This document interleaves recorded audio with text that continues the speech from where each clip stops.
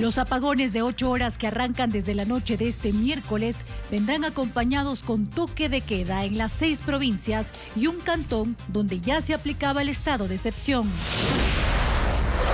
La Policía Nacional, en coordinación con Fuerzas Armadas, patrullará durante el apagón este miércoles en la noche, con convoyes en las carreteras y con motorizados en las calles de las ciudades. Durante los apagones, las farmacias, terminales terrestres, aeropuertos y el ECU 911 mantendrán sus servicios. Por la sequía hay racionamientos de agua en 8 provincias que van de 7 horas hasta 20 horas. Agricultores del Oro reportan que su producción cayó de 1.5 millones de cajas de banano a 1 millón por semana, como efecto de la sequía, y el Ministerio de Agricultura reconoce que la crisis podría extenderse hasta noviembre. En la segunda entrega del especial Durán, el espejo del país, Televistazo revela cómo las mafias se disputan la distribución del agua potable y esa pugna ya deja 15 muertos desde 2023. Líbano y el grupo terrorista Hezbollah culpan a Israel por la explosión simultánea de miles de dispositivos buscapersonas o Vipers, que deja 9 muertos y 2.800 heridos. Martes 17 de septiembre, bienvenidos a Televistazo Estelar, amigos. El país permanecerá sin servicio eléctrico durante 8 horas. Andrea. Samantha, amigos, una parte del sector productivo ajusta las jornadas y otra está en desacuerdo por las pérdidas que dejarán los cortes. Empezamos.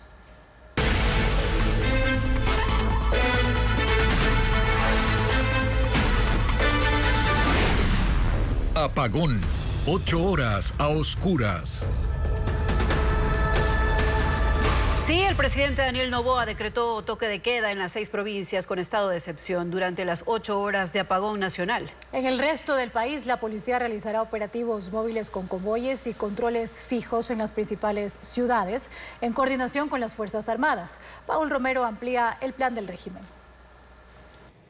El toque de queda no será nacional. Este martes el presidente Daniel Noboa lo decretó en las 6 provincias que están en estado de excepción desde el 2 de julio por persistencia del conflicto armado interno. Durante las 8 horas de apagón de este miércoles a las 10 de la noche, que durará hasta las 6 de la mañana del jueves, se suspende a partir de la misma hora la libertad de tránsito en Manabí, Guayas, Los Ríos, Santa Elena, Cantón Ponce Enríquez en Azuay, El Oro y Orellana. En estas jurisdicciones del bloque de seguridad realizará operaciones móviles con convoys, patrulleros y motos, con especial atención en las zonas de conflicto de los cantones de la zona 8, Durán, Guayaquil y San Borondón. Se reforzará la seguridad en los 36 centros penitenciarios y se colocarán tanquetas en los más grandes: la Penitenciaría del Litoral, Regional de Guayaquil, Regional de Cotopaxi, El Turi, para evitar la fuga de presos. Lugares vulnerables donde tenemos los centros de privación de libertad, donde se acentuará el patrullaje preventivo totalmente y también investigativo y de inteligencia estarán distribuidos en estas zonas vulnerables. Se incrementarán los operativos móviles en la red vial que conecta el puerto de Guayaquil, Daule, Balsar, Quevedo, Santo Domingo de los Áchilas. En las 9 zonas, 24 subzonas y 140 distritos, los mandos policiales deben planificar y ejecutar los planes de seguridad durante el apagón. Conforme a la georreferenciación y a la temporalidad del delito. Tenemos 5 subzonas que están previamente calificadas o priorizadas, en donde se hará un trabajo mucho más contundente y focalizado. Se movilizarán 46.000 policías de prevención, inteligencia y reacción. En la capital, la policía ubicará controles permanentes en las 2 entradas principales de la ciudad, en el norte en Calderón y en el sur en Tambillo. A los lugares más conflictivos ingresarán en patrulleros con escuadrones de motorizados. Las Fuerzas Armadas priorizarán el control de las áreas estratégicas: 13 refinerías, 7 hidroeléctricas, el SOTE, 6 estaciones de bombeo de Petroecuador y los campos petroleros. Desde este martes empezó la movilización de 25.000 militares. La policía recomendó usar silbatos para alertar sobre incidentes durante los apagones. En horas de la tarde, mediante redes sociales, tuvieron que aclarar lo dicho, ya que causó reacciones y burlas de los ciudadanos. Adriana Bermeo con el informe. Henry Tapia, jefe de la Zona 9 de la Policía Nacional, recomendó ante la ausencia de alarmas comunitarias y la falta de electricidad, comprar un pito para alertar a la policía sobre alguna novedad durante el apagón. Esa declaración se viralizó en redes sociales. Como Policía Nacional también recomendamos que tengan, como no va a existir fluido eléctrico, no tenemos alarmas, o los conjuntos residenciales no tendrán las alarmas, pero es importante que adquiramos un pito y podemos hacer sonar el pito varias veces, que esto los policías también ya conocen de que puede ser una de las medidas que pueda alertar a la Policía Nacional. 5 horas más tarde, el comandante general de la policía, Víctor Hugo Zárate, rectificó a su subordinado. La recomendación sobre el uso del silbato no es parte del plan operativo para esta eventualidad. Quiso así detener la marea de comentarios, chistes y mofas que se vertieron en las redes sociales. Su declaración avivó los señalamientos que llegaron a la Asamblea Nacional.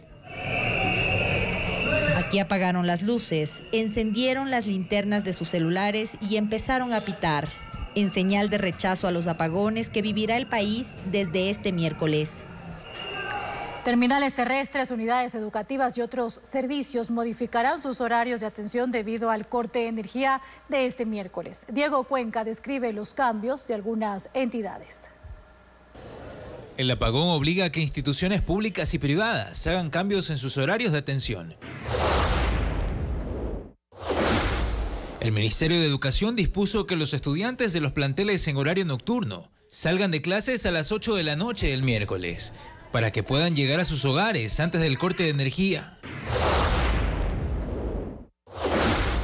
En el caso de las terminales terrestres de Guayaquil, funcionarán hasta las 10 de la noche del miércoles y retomarán sus actividades a las 6 de la mañana del jueves.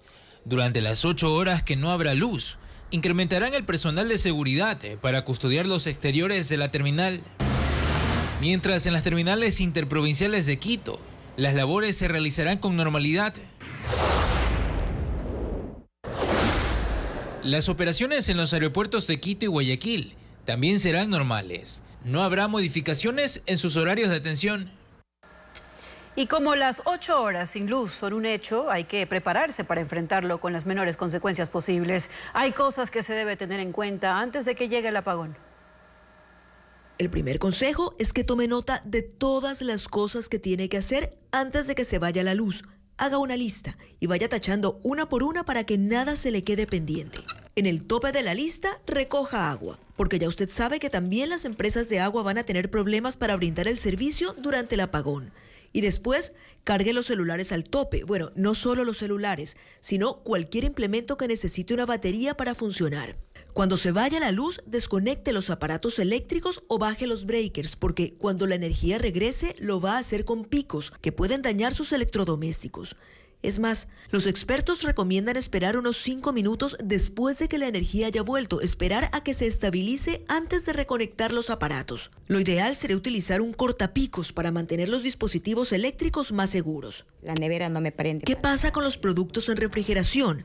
A ver, los productos congelados van a aguantar 8 horas, sobre todo si usted no está abriendo y cerrando el congelador. Con lo que sí va a tener problemas es con lo que está simplemente refrigerado, no congelado, incluyendo las medicinas que necesitan refrigeración. La página Food Safety del gobierno de los Estados Unidos dice que el refrigerador ofrece una conservación segura de los alimentos solo hasta por 4 horas durante un apagón. Después de eso sugiere desechar los alimentos perecederos, como carne de res, aves de corral, pescado, huevos y sobras. La recomendación siempre es mantener la puerta del refrigerador cerrada tanto como sea posible. Cada vez que la puerta se abre, el interior se mezcla con la temperatura ambiente y pierde un poco de refrigeración. Y luego están los hogares o las personas con requerimientos especiales, enfermos, personas que requieren oxígeno, por ejemplo. Para ellos, las medidas a tomar deben ser junto a los médicos de cabecera, porque sin previsiones, un apagón de 8 horas ya no solo es incómodo, sino peligroso también. El gobierno anunció nuevos apagones programados. El país vivirá un racionamiento eléctrico de 40 horas dividido en 5 días. Hay una crisis energética que, pese a los esfuerzos, el régimen no ha superado. Luisa María Heredia con el informe. Minutos antes de la medianoche, el gobierno dio a conocer la medida. Subió un comunicado a la cuenta de la presidencia en la red social X que dice: a partir de este lunes 23 de septiembre, el servicio eléctrico se suspenderá en todo el país, desde las 22 hasta las 6 horas del día siguiente. Esta medida se aplicará los días lunes, martes, miércoles y jueves de la siguiente semana. Esta vez no hubo un video grabado por Daniel Noboa para hacer el anuncio, ni una cadena transmitida para darle un mensaje a la nación. La noticia le cayó al país mientras dormía. El fantasma de los apagones volvió. Y se trata de un fantasma que lo ha perseguido a lo largo de su gestión y para el cual siempre hubo una justificación. En abril, cuando declaró en emergencia al sector eléctrico, denunció un supuesto sabotaje. Responsabilizó a la entonces ministra de Energía, Andrea Robo, y a una larga lista de funcionarios de la situación que llevó a tener que hacer cortes de luz programados hasta junio. Porque hay en ciertas zonas, en ciertas plantas eléctricas, ha habido sabotaje. Nosotros no vamos a permitir que eso pase, y lo hacen de miserables la última semana antes de una consulta popular porque saben que la tenían perdida. Tras el repentino apagón del 7 de septiembre que duró 4 horas y afectó a 11 provincias. En cambio, el gobierno habló de una sospechosa falla humana, un mal procedimiento mientras se daba mantenimiento a la subestación Molino, que es desde donde se conecta la generación hidroeléctrica de Paute, la segunda más importante del país. Fue causado por un error humano. Estamos haciendo ya las investigaciones pertinentes y en los próximos días publicaremos la información que sea publicable. Pese a lo ocurrido, el ministro de Gobierno Arturo Félix aseguró en entrevistas con medios que los apagones no regresarían. 6 días después de sus declaraciones, el domingo 15 de septiembre se publicó un primer comunicado que informaba sobre la necesidad de suspender el servicio de luz a escala nacional desde las 22 horas de este miércoles 18 de septiembre hasta las 6 horas del jueves 19, para efectuar un mantenimiento preventivo en todas las instalaciones del Sistema Nacional de Transmisión y redes de distribución de energía eléctrica, precisamente para evitar apagones. Y un día después, este lunes 16 de septiembre, con el segundo comunicado, la versión cambió. Al gobierno no le quedó más que aceptar, aun cuando eso pueda tener un costo electoral, que hay una crisis energética que no ha podido superar. Asegura que desplegó una serie de acciones para enfrentarla y reducir su impacto, pero que como este es el peor estiaje de los últimos 61 años, no pudo lograrlo. La reforma constitucional propuesta por el presidente para que en el país se puedan establecer bases militares extranjeras, aunque es apoyada por la mayoría de bancadas, se cuestiona por aparecer como un distractor frente a la actual crisis eléctrica. Patricio Díaz recogió las posturas de los legisladores. En la Asamblea hay respaldo a la propuesta del presidente para que se puedan establecer bases militares extranjeras en el país. Si la Corte Constitucional confirma el trámite en 2 debates en el Legislativo, además del oficialismo apoyan la reforma constitucional Construye e Independientes. Si tenemos que contar con apoyo extranjero para poder someter y combatir a las mafias, tenemos que hacerlo desde un cambio en la Constitución.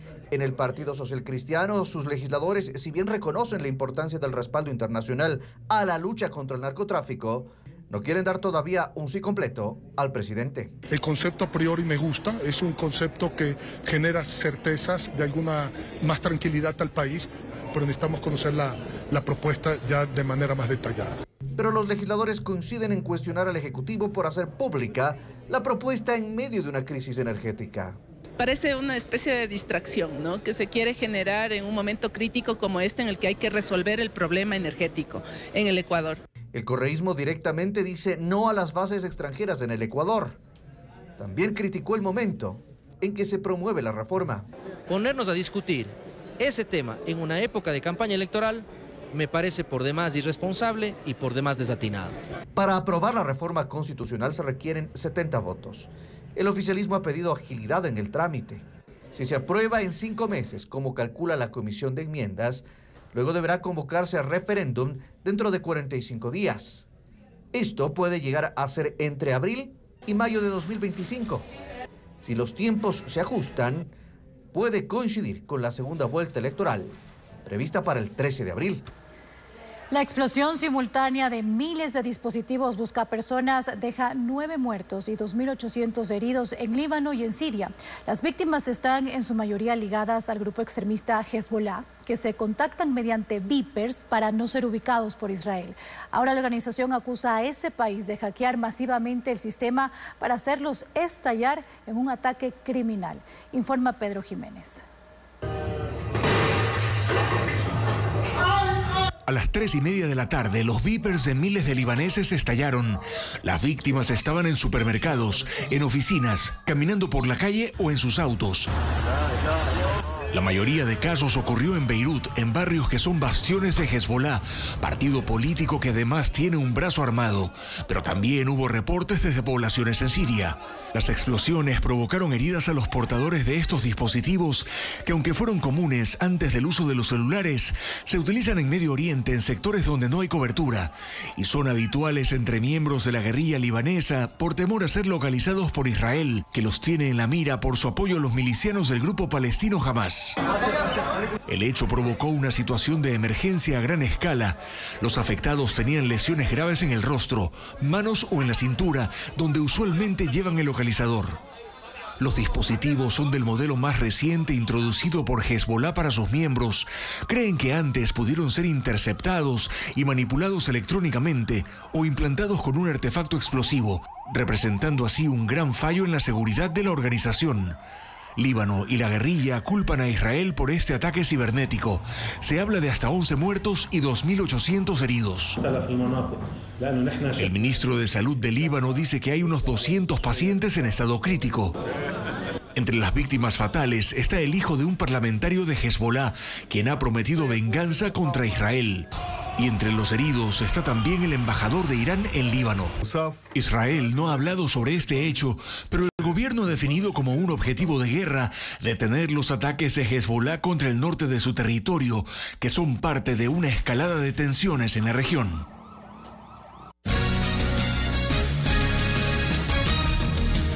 ¿Cuáles son las alertas climáticas para este miércoles? Se pronostica en la región Sierra una temperatura mínima de 17 grados centígrados y una máxima de 24 grados centígrados. Y un índice de radiación entre 7 y 11, considerado como muy alto. Para mañana en la costa se prevé una temperatura mínima de 29 grados centígrados y una máxima de 32 grados centígrados. Y se pronostica también una radiación UV entre 7 y 8. El INAMI recomienda evitar la exposición prolongada al sol en las zonas con niveles de radiación ultravioleta muy altos y extremadamente altos.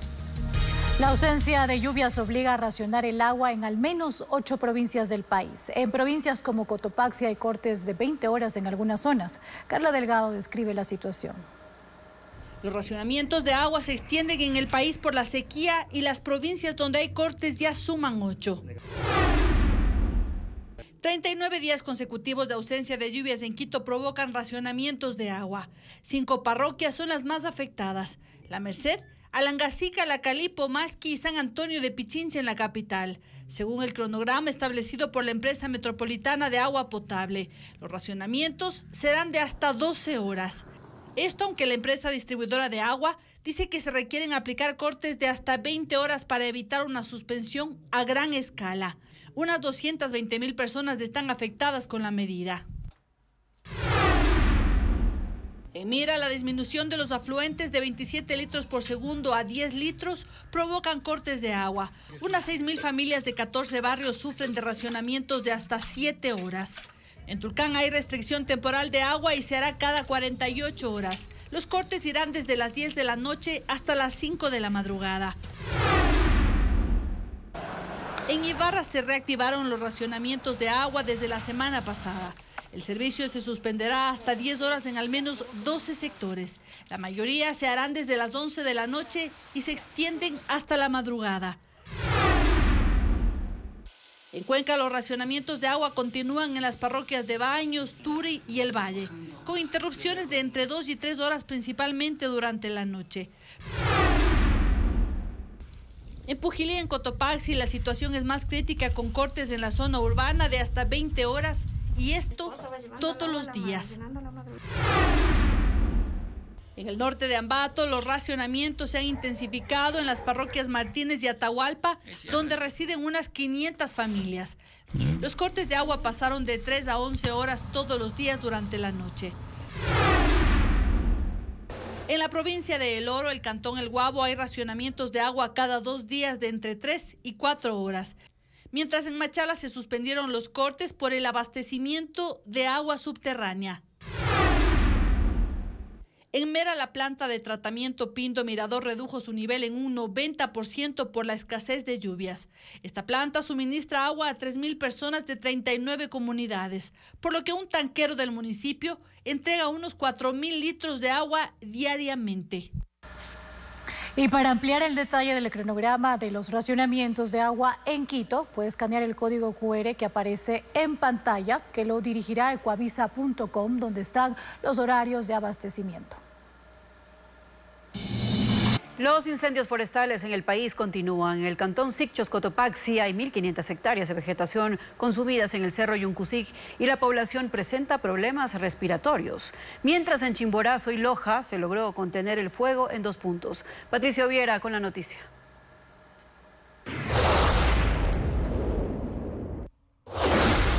El fuego que comenzó hace una semana en Yuncusic ya ha alcanzado el cerro Quinticusic, al sur de la localidad, impulsado por vientos de hasta 90 kilómetros por hora. Humo y cenizas cubrieron la zona, afectando la salud de las 230 personas que habitan en sus laderas, quienes ya enfrentan problemas respiratorios. Una brigada conformada por un médico general, enfermeras y asistentes del Ministerio de Salud se ha instalado en un furgón en Quinticusic, donde atienden diariamente a 25 comuneros. Las pronunciadas pendientes del páramo han complicado las tareas de 80 bomberos, 50 militares y 60 comuneros. Hasta ahora, 15 brigadistas han sufrido problemas respiratorios. Hemos estado en lugares donde por el cambio abrupto de la dirección del viento nos ha encerrado y hemos tenido que hacer una evacuación de emergencia. El fuego ha arrasado con 1.500 hectáreas de vegetación en los cerros Yuncusic y Quinticusic.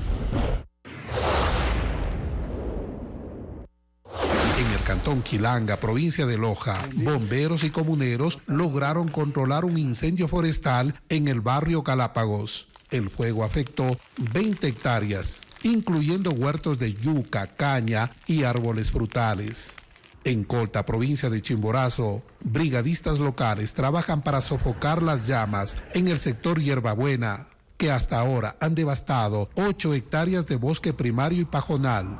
Según la Secretaría de Gestión de Riesgos, en el país hay 7 incendios forestales activos en 4 provincias.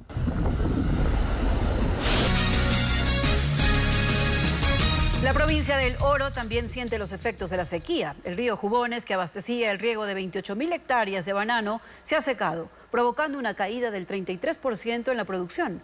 Los agricultores señalan que el estiaje les está generando pérdidas de $4 millones por semana.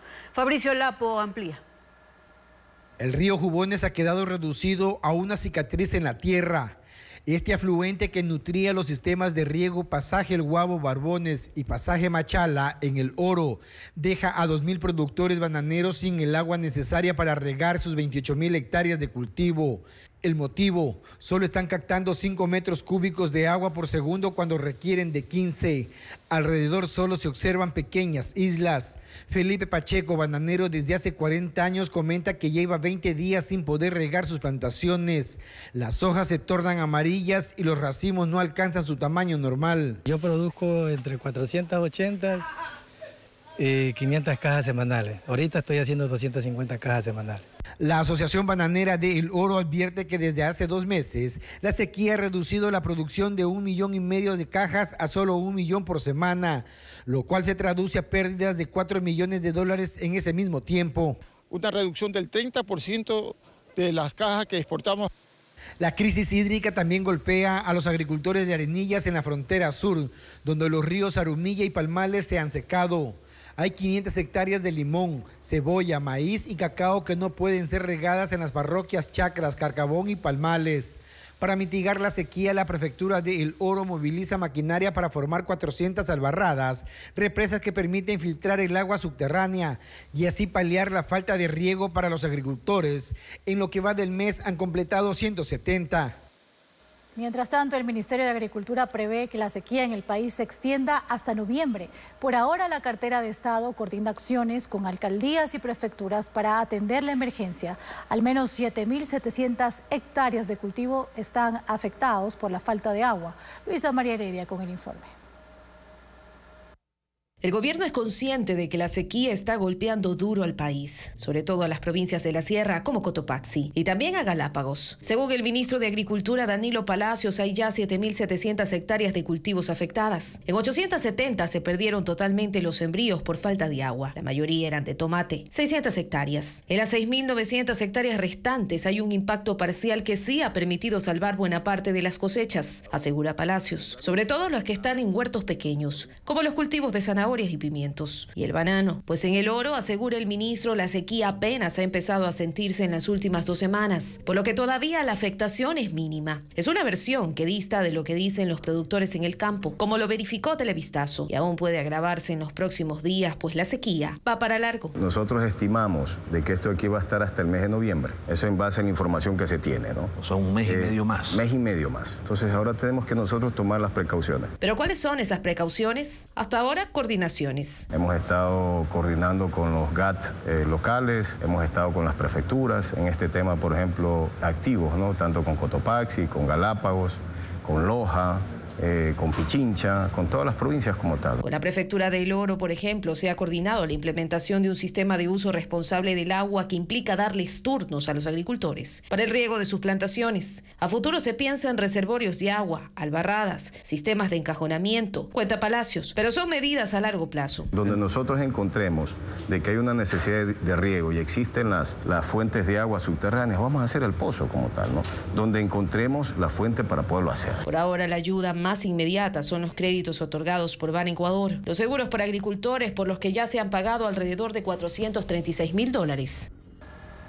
Partidos franceses de izquierda buscan la destitución del presidente Emmanuel Macron. La moción para un debate fue aprobada en una primera instancia en la Asamblea Nacional y está promovida por el partido La Francia Insumisa. Sus dirigentes acusan a Macron de desconocer la voluntad popular, pues luego del triunfo de la izquierda en las elecciones parlamentarias debía nombrar un primer ministro de esa tendencia y no lo hizo, dejándolos fuera del gobierno. Sin embargo, una censura sería poco probable al no tener 2/3 del Pleno para destituirlo. El Parlamento Europeo debate la crisis política de Venezuela. Partidos de centro y de derecha buscan aprobar una resolución crítica en contra de Nicolás Maduro y reconocer a Edmundo González como presidente electo. La propuesta busca incluso que la Unión Europea como bloque, así como cada uno de los 27 países miembros, soliciten una orden de arresto internacional contra Maduro por crímenes contra la humanidad. La resolución será sometida a votación el jueves. Y un niño de Florida en Estados Unidos fue arrestado y encarcelado después de decir que tenía una lista de personas a matar y exhibir un arsenal. El menor de 11 años, Carlo Dorelli, mostró las imágenes de las armas a sus compañeros de clase y los intimidó con usarlas. Dorelli fue acusado de un delito grave por la amenaza escrita de realizar un futuro tiroteo masivo. La policía publicó un video del menor con esposas y aseguró que eso harán con cualquier otro para que los padres estén advertidos y ejerzan más control sobre ellos. Dominique Pelicot, el hombre que drogó a su mujer y la sometió a violaciones masivas con más de 80 hombres, compareció hoy por primera vez ante el tribunal en un caso que ha causado conmoción en Francia. Pelicot, de 71 años, se declaró culpable y pidió perdón a su esposa, con quien estuvo casado 50 años. Luego de una semana ausente por una enfermedad en los riñones, Dominique Pelicot dio su testimonio ante la justicia francesa. Disipó así cualquier duda sobre su responsabilidad en los abusos sexuales masivos a los que sometió a su esposa. Soy un violador, como todos los que están en esta sala. Lo sabían todos, no pueden decir lo contrario. Afirmó refiriéndose a los otros 50 hombres acusados de participar en las violaciones a su mujer organizadas por él y quienes habían asegurado desconocer que no era consentido. Pelicot reconoció que había filmado las sesiones de hasta 6 horas por placer, pero también como seguro para dar con los involucrados en caso de que los descubrieran, como ocurrió en 2020 cuando la policía halló la evidencia. Además detalló que todo ocurría hasta 4 veces por semana. Intenté parar, pero mi adicción era más fuerte. La necesidad crecía.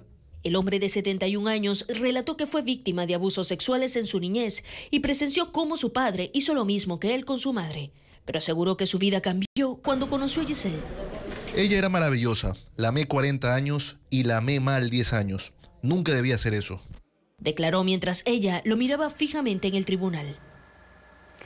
Meta, la empresa matriz de Facebook, Instagram y WhatsApp, expulsó de sus plataformas al medio estatal ruso RT y otras cadenas controladas por el Kremlin. Desde este martes, los medios tienen prohibido el acceso a estas aplicaciones en el mundo por actividades de interferencia extranjera.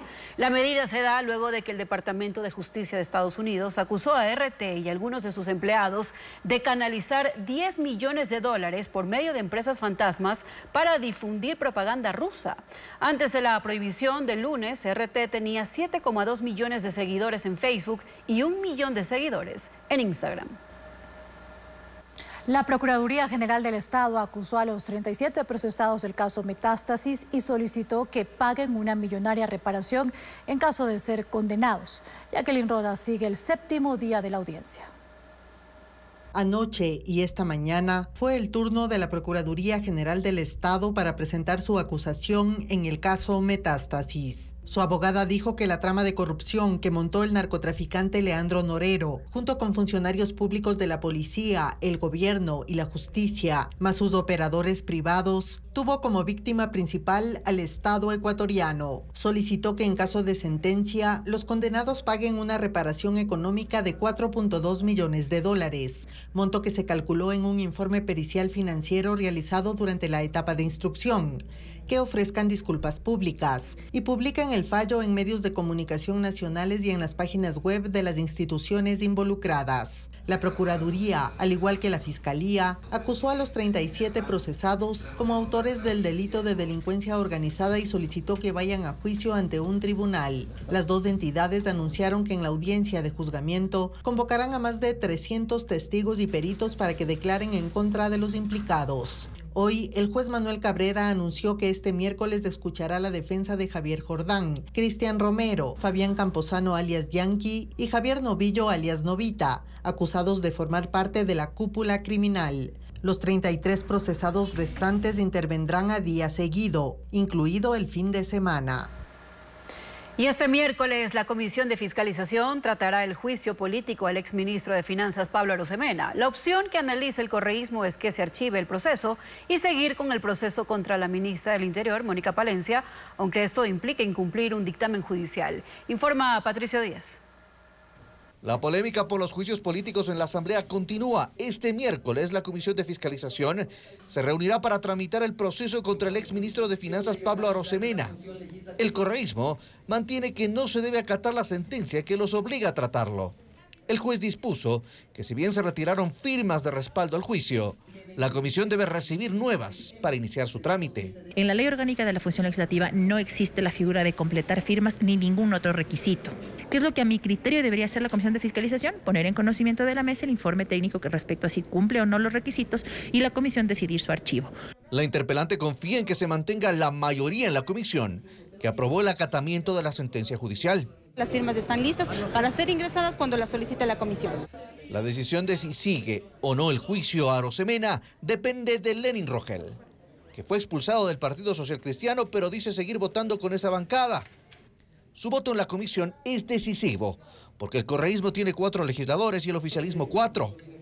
De todas formas, cualquiera sea el resultado, el jueves el Pleno volverá a tratar el tema. El presidente de la Asamblea decidió retomar una sesión pendiente en la que se plantea una resolución sobre el dictamen judicial que les dispuso retomar los juicios a los exministros del anterior gobierno. Se ratificarán seguramente las bancadas como se decidió ya en el pleno anterior, donde se tocó esta situación, esperando un pronunciamiento definitivo de la Corte Constitucional, que por su naturaleza es de última instancia. Si se archiva el juicio político a Pablo Arosemena, la Comisión de Fiscalización debe tratar el juicio a la exsecretaria de Educación Superior, Andrea Montalvo, que fue retirado por la interpelante y está destinado al archivo. Con eso superado, el siguiente juicio es el que quedó suspendido, de la ministra del Interior, Mónica Palencia. En Huaquillas, provincia del Oro, un bus fue incendiado con el conductor y su ayudante a bordo. El chofer falleció mientras que la otra víctima está con pronóstico reservado. Según la policía, se trató de un atentado perpetrado por extorsionadores. El ataque ocurrió a las 6:30 de la mañana de este martes en el centro de Huaquillas, El Oro, cuando el conductor del bus interprovincial de la cooperativa San Cristóbal y su ayudante descansaban dentro de la unidad que estaba en un garaje. Según la policía, 2 hombres a bordo de una moto dispararon contra el vehículo y luego lanzaron una bomba molotov, provocando un incendio. El conductor, identificado como Jorge Quiroz, de 53 años, sufrió quemaduras en el 90% de su cuerpo. Fue trasladado a un hospital donde falleció horas después. Su compañero se encuentra con pronóstico reservado. 10 bomberos acudieron con 3 motobombas para controlar el fuego. Según la policía, el ataque fue perpetrado por una banda de extorsionadores. No es tanto al establecimiento o al garaje, sino viene en contra de las compañías de transporte. A 100 metros del sitio, la policía encontró la motocicleta que utilizaron los atacantes. Hasta el cierre de este informe no había detenidos.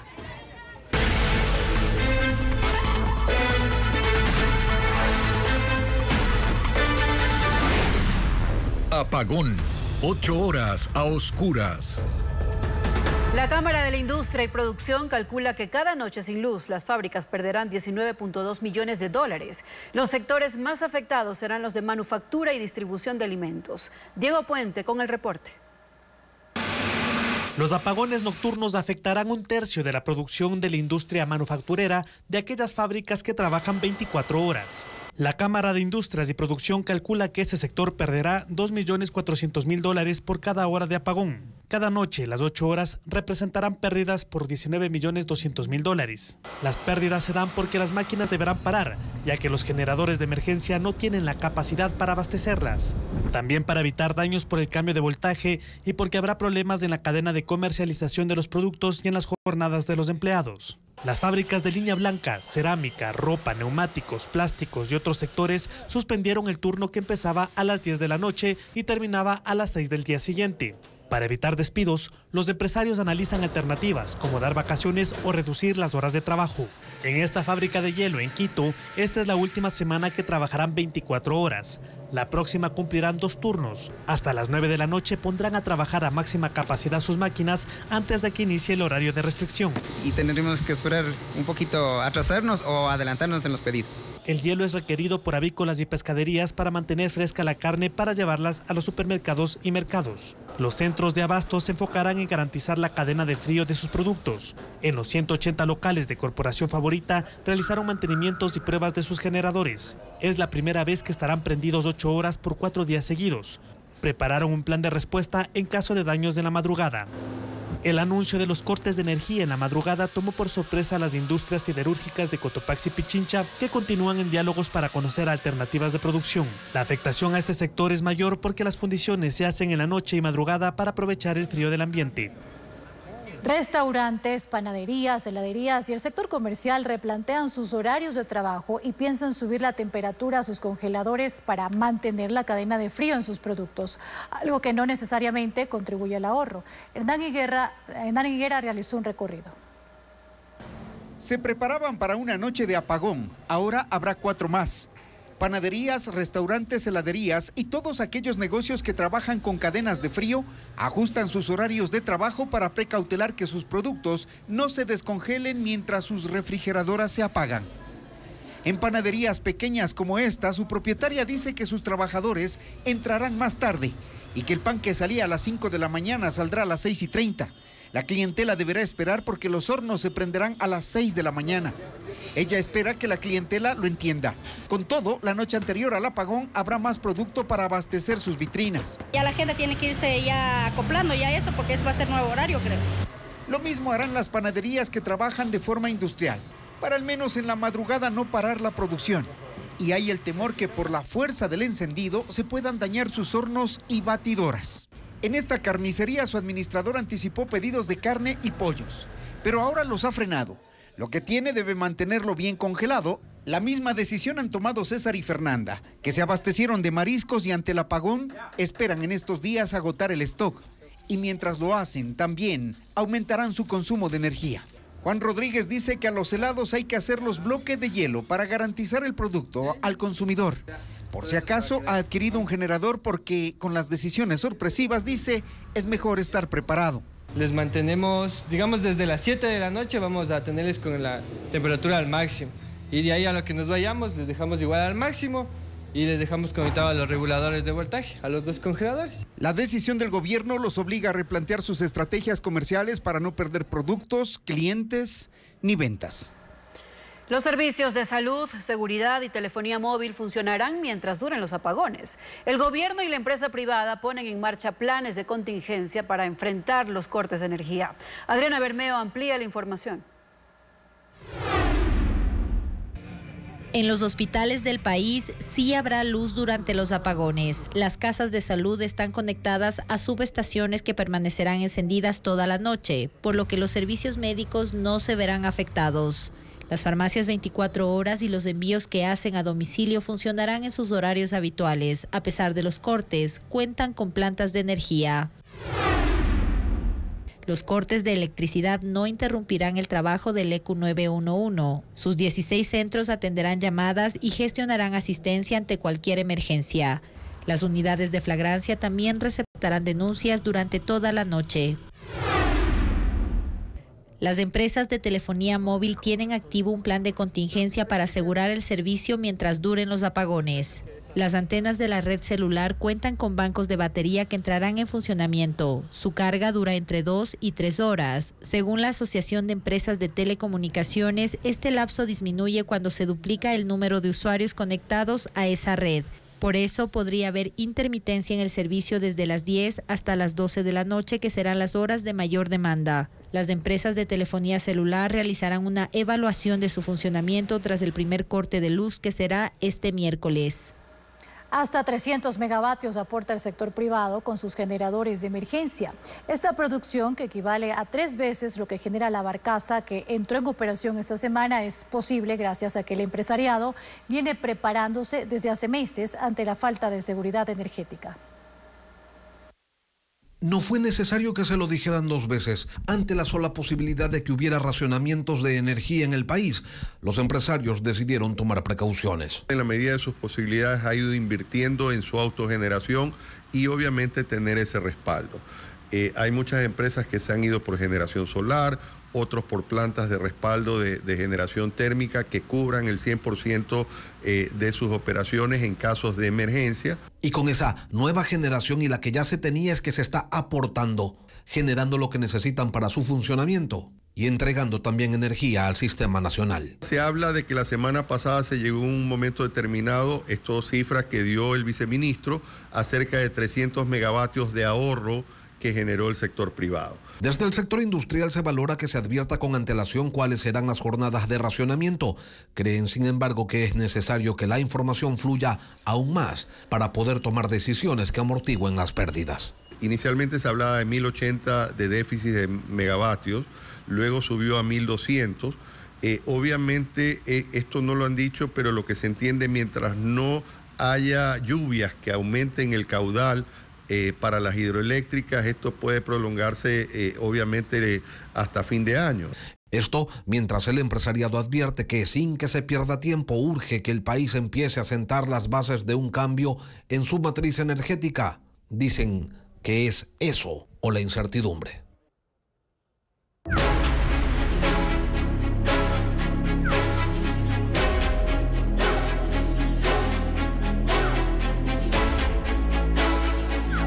Durán, el espejo del país. En la segunda entrega de la serie Durán, el espejo del país, Televistazo muestra el tráfico de agua manejado por mafias que pugnan por tener el control de ese servicio. Unas 66.000 casas se abastecen por medio de tanqueros cuyos conductores son extorsionados y atacados. Desde el año pasado, 15 personas relacionadas con la distribución del agua han sido asesinadas.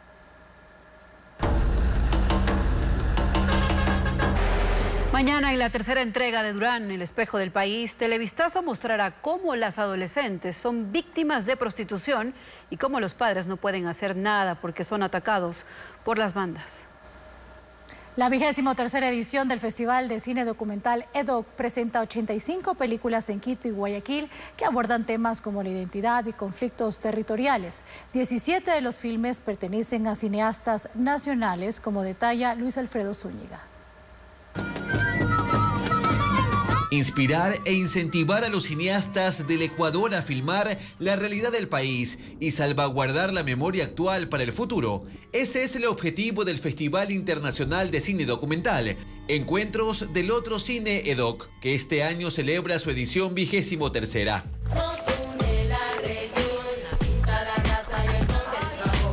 Se presentan 85 películas que abordan temas como los conflictos territoriales, políticos y medioambientales, además de la identidad y la guerra.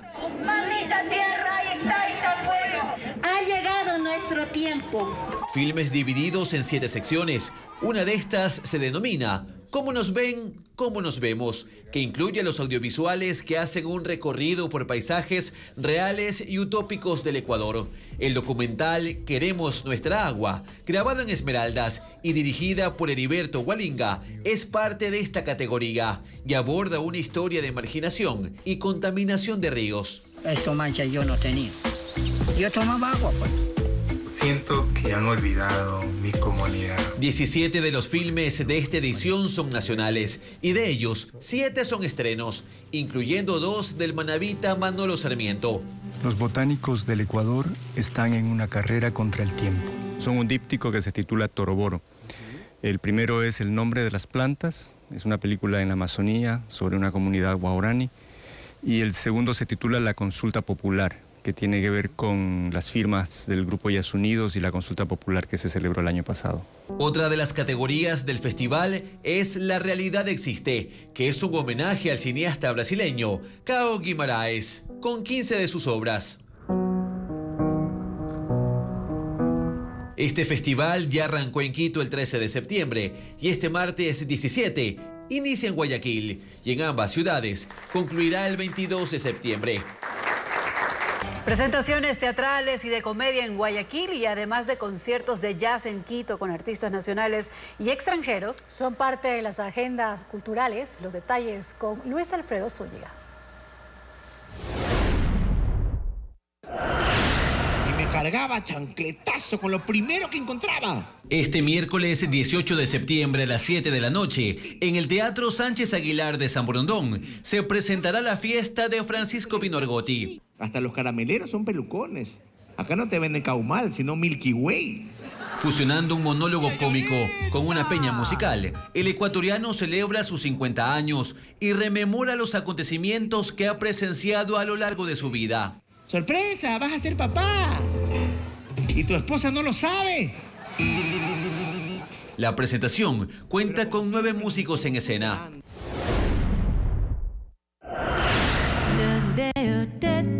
El Teatro Nacional Sucre de Quito es el escenario en el que se desarrolla la 19ª edición del evento Ecuador Jazz 2024 y para el 24 de septiembre prepara una presentación estelar de 2 exponentes de este género musical.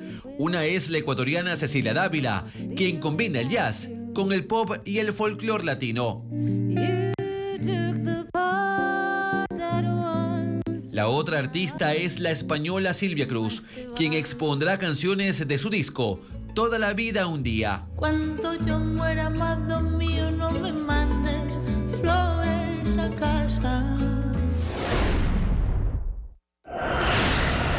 La agrupación mexicana de teatro de títeres Merequetengue presenta la obra La verdadera historia de los 3 cochinitos, que se basa en el tradicional cuento de Joseph Jacobs.